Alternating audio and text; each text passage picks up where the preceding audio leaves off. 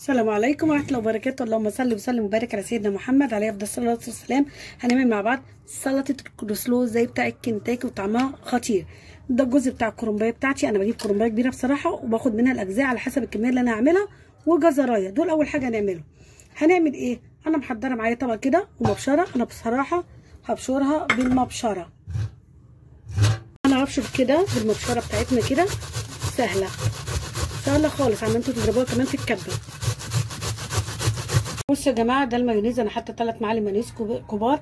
ده المايونيز انا عاملاه في فيديو لوحده. مايونيز يا جماعه انا عاملاه من غير بيض.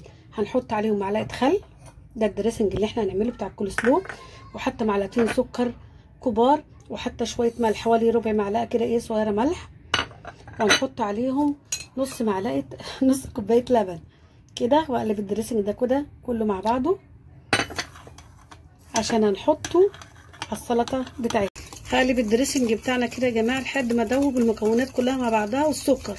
حابين تحطوا عسل ابيض حطوا عسل ابيض، انا بحبها اقتصاديه فبحط شويه سكر كده يا جماعه. انا قلبت الدريسنج بتاعنا، ودي سلطه الكولسلو الكرنب بتاعنا مع الجزرايه.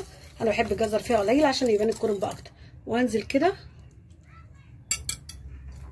الشكل النهائي يا جماعه سلطه الكولسلو بتاعتنا بتاعت كنتاكي.